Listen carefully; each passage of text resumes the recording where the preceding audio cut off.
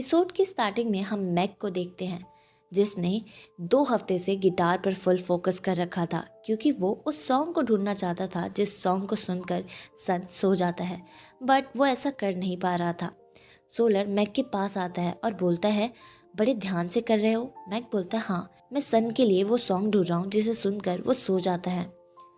Solar पूछता है, तुम क्यों चाहते हो कि सन सो जाए? मैक बोलता है, क्योंकि मैं थक चुका हूँ उससे। सोलर बोलता है, बट वो तो एक अच्छा बच्चा है ना।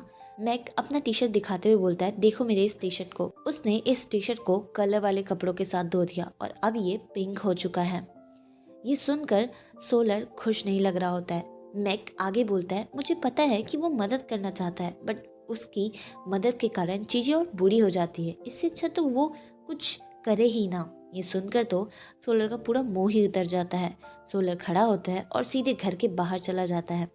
तभी मैक की नज़र चार्ट पे पड़ती है और वो देखता है आज सोलर का नहीं सन का दिन होता है।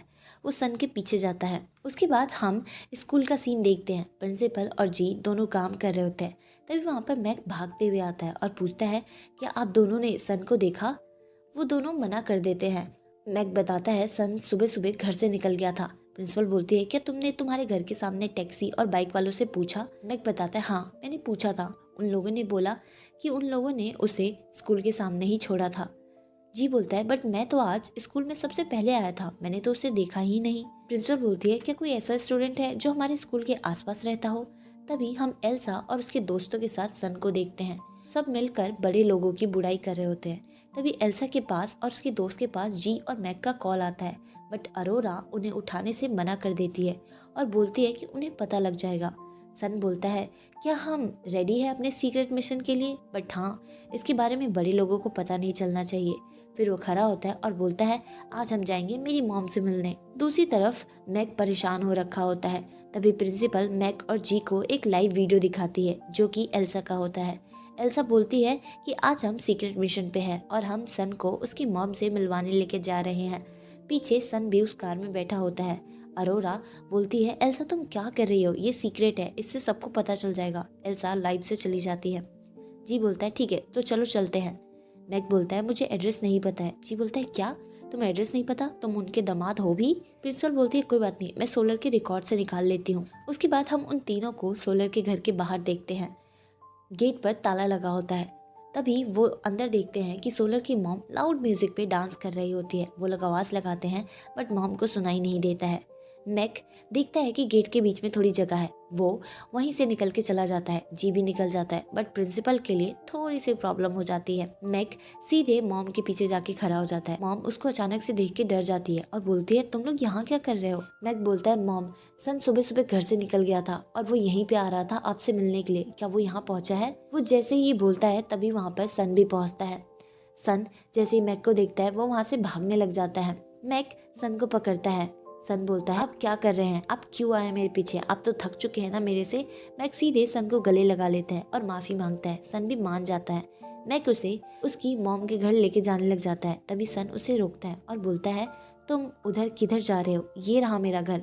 मैक परेशान हो जाता है क्योंकि वो घर सन का नहीं होता है। तभी वहाँ पे प्रिंसिपल जी और सोलर की मॉम आ जाती हैं। सन मॉम को टीचर करके एड्रेस करता है और पूछता है कि मॉम कहाँ है? शायद वो घर पे नहीं है, घर तो बंद लग रहा है। ये सब सुनकर मैक मॉम से पूछता है, क्या चल रहा है? नेक्स्ट सीन में हम देखते हैं कि सन सो चुका होता है। मैक मॉम से बोलता है, इसका मतलब आप आज तक हमसे झूठ बोलती आई हैं कि आप सोलर की मॉम हैं। मॉम सॉरी बोलते हैं कि उन्होंने पूरी सच्चाई नहीं बताई। मैक बोलता है, हम इतनी मेहनत कर रहे हैं, इतना ट्राई कर रहे हैं ताकि सोलर ठीक हो जाए, बट आप हमसे झूठ बोल रही हैं। मॉम बोलती हैं, मेरे कुछ रीजंस थे और मैंने जो भी किया सोलर की भलाई के लिए किया। जी बोलता है, एग्जैक्टली सन है कौन? मॉम मैक को एक ड्राइंग बुक देती है और बोलती है, मैं सन की असली मॉम नहीं हूँ। उसके बाद कहानी फ्लैशबैक में जाती है। मॉम बताती हैं कि मैं एक आर्ट टीचर थी एलिमेंट्री स्कूल में और मेरी क्लास में सन भी था। सन पहले सोलर की तरह चेयरफुल नहीं था। तभी हम देखते हैं कि सन एक बच्चे से लड़ रहा होता है। मॉम बोलती है, सन को स्कूल में सब ट्रबल मेकर बोलते थे और उसके बाद वो पीछे जाकर दीवार पे बॉटलें फेंक रहा होता है। तभी मॉम उसके पास जाती है बास्केट बलून भर के। मॉम बोलती है, तुम तो काफ़ी अच्छा कर रहे हो, क्या तुम मेरी मदद करोगे? मुझे काम में लाया है ये दीवार डेकोरेट करने का, क्या तुम इस काम में मेरी मदद करोगे? फिर वो एक बलून को दीवार पे मार के दिखाती है सन को। ये बहुत अच्छा लगता है। फिर वो भी दीवार पे बलून मारने लग जाता है और खुश हो जाता है। मॉम बोलती हैं, अगर अगली बार तुम्हारा मन करे ना तो तुम सीधे मेरे पास आ जाना। सन भी स्माइल करता है। मॉम बताती है कि सन का स्कूल में कोई दोस्त नहीं होता है, सिर्फ मैं ही होती हूँ उसकी दोस्त, और साथ ही मैं उसकी नेबर भी थी। जब सन अपने घर जा रहा होता है तभी मॉम एक ड्राइंग बुक और कलर्स देती हैं और बोलती हैं, जब भी तुम्हें कुछ भी परेशान करे तो तुम इन कलर से इस बुक पे ड्राइंग करना। सन हाँ बोलकर अंदर चला जाता है। सीन वापस प्रेजेंट में आता है। हम उन लोगों को सन के असली घर के सामने खड़ा हुआ देखते हैं। मॉम बोलती है, यही सन और उसके पेरेंट्स का घर है। फिर वो दरवाज़ा खोलती है और बोलती है, अब ये मैंने खरीद लिया है, मैंने बस रिसेंट में ही खरीदा है। यहाँ मैं बॉल रूम डांस सिखाना चाहती हूँ सीनियर लोगों को। मैक सन की ड्राइंग बुक देखता है और बोलता है, मुझे पता नहीं था कि सोलर इतनी सारी चीज़ों से गुजरा है अपने बचपन में। मॉम बोलती हैं, सोलर को भी ये सारी बातें नहीं पता, मैंने उसे कभी नहीं बताया है। प्रिंसिपल बोलती है, क्या आप ये बोल रही हैं कि सोलर की याददाश्त बचपन में चली गई थी जब वो बच्चा था? मॉम घर की तरफ देखकर बोलती है, पूरी सच्चाई इस घर के अंदर है। फिर वो उन लोगों से बोलती है, सोलर को मत बताना, मेरे कुछ रीजंस हैं जिस कारण मैं ये सारी बात उसे नहीं बता सकती। तभी वहाँ सोलर आ जाता है और बोलता है, कौन से रीजंस हैं मॉम? वो मॉम के पास जाता है और बोलता है, मुझे मेरे बचपन का कुछ क्यों याद नहीं है। सन, आखिर सोलर कैसे बन गया? मेरे असली पेरेंट्स कौन है? आप कैसे डिसाइड कर सकती हैं कि मैं सच सुनने के लिए तैयार हूँ या नहीं हूँ? आप कोई डॉक्टर तो नहीं है? मॉम बोलती है, मुझे एक डॉक्टर ने ही बोला था कि मैं तुम्हें कुछ ना बताऊं। उन्होंने बोला था कि तुम्हारा केस सेंसिटिव है, तुम्हारे दिमाग ने अपने ट्रॉमा से बचने के लिए उन सभी यादों को भुला दिया है, और अगर तुम्हें वो सब बताया गया तो ये तुम्हारे लिए बहुत डेंजरस हो जाएगा। मॉम सोलर को सॉरी बोलती हैं उसे ना बताने के लिए। बोलती हैं कि मुझे डर था कि अगर मैंने तुम्हें कुछ बताया तो तुम्हारे साथ कुछ गलत हो जाएगा। सोलर थोड़ा शांत होता है और बोलता है, मॉम मुझे पता है कि आप हमेशा मेरा भला ही चाहती हैं, मुझे तो बस जानना था। मॉम सोलर को प्रॉमिस करती हैं और बोलती है, जब तुम रेडी हो जाओगे तब मैं तुम्हें खुद सब कुछ बताऊंगी, लेकिन अभी रहने दो, अभी अभी तो सब ठीक होना शुरू हुआ है, मेरे ऊपर विश्वास करो। सोलर खुद ही जाकर उस घर को ताला लगा देता है और चाबी मॉम को दे देता है। मॉम उसे हग कर लेती हैं। सबके चेहरे पर स्माइल आ जाता है। तभी जी के पेट से आवाज़ आती है। सब उसकी तरफ देखने लग जाते हैं। मॉम बोलती है, चलो मैं तुम सबके लिए कुछ बनाती हूँ। उसके बाद हम उन सबको साथ में खाना बनाते हुए देखते हैं। सोलर बाहर आकर अपने घर को देख रहा होता है। तभी उसके पास मैक आता है और बोलता है, क्या तुम ठीक हो?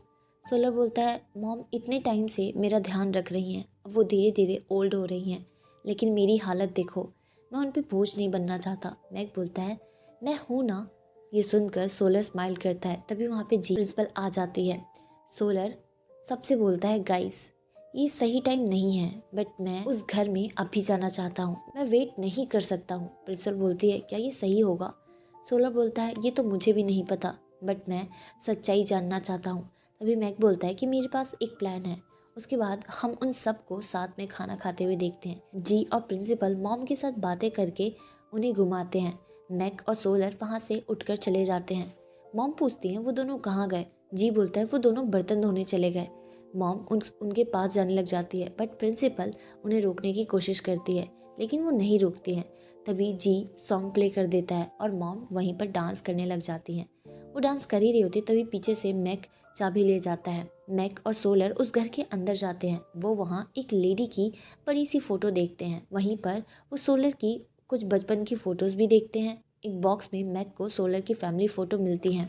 मैक बोलता है, ये तुम्हारे पेरेंट्स हो सकते हैं। वहाँ पे फोटो के साथ एक सीडी भी होता है जिसका नाम होता है सुबह अत्सारा और लिटिल लायन सोलर के साथ। इधर दूसरी तरफ हम उन तीनों को डांस करते हुए देखते हैं। तभी ऐड आ जाता है। मॉम बोलती हैं, वो दोनों कितने देर से गए हुए हैं, अभी तक आए क्यों नहीं? प्रिंसिपल बात को घुमाने की कोशिश करती है और फिर डांस करने लग जाती है। बट मॉम बोलती है, तुम दोनों इतना अजीब क्यों बिहेव कर रहे हो? सीन वापस मैक और सोलर पे शिफ्ट होता है। वो दोनों वही सॉन्ग सुन रहे होते हैं। तभी कहानी फ्लैशबैक में जाती है। छोटा सन वही वीडियो देख रहा होता है। उस वीडियो में जो लायन होता है वो लायन सन के पास होता है। सन ने उस लायन को अपने हाथ में पहन रखा होता है। उस लायन का नाम सोलर होता है। सन बहुत खुश होता है वो वीडियो देख के। वो अपनी मॉम के पास जाता है। तभी उसकी मॉम देखती हैं कि लायन का हाथ फट गया है, जिस कारण वो सन को डांटने लग जाती हैं। वो सन के ऊपर हाथ भी उठाने वाली होती है। तभी वहाँ पे सन के पापा आ जाते हैं। सन वहाँ से निकल जाता है, बट उसके मॉम और डैड आपस में लड़ने लग जाते हैं। उसके पापा को कॉल आता है और उसके पापा बाहर चले जाते हैं। उसकी मॉम वहीं पर बैठ के रोने लग जाती हैं। तभी सीन वापस प्रेजेंट में आता है।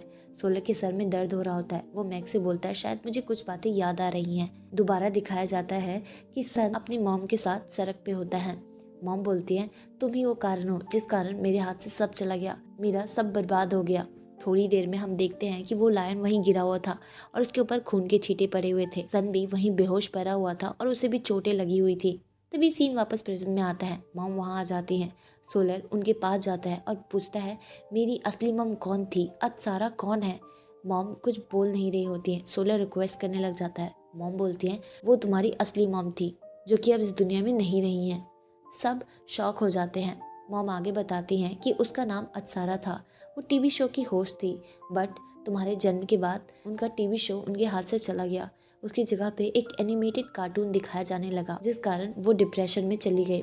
उसने सोचा वो अपने बच्चे के साथ किसी कार के नीचे आ जाएंगी और सब कुछ ख़त्म कर देगी। वैसा ही होता है, जब तुम एक्सीडेंट के बाद उठते हो तब तुम सब कुछ भूल चुके होते हो। तुम भूल चुके होते हो कि तुम्हारा नाम सन होता है।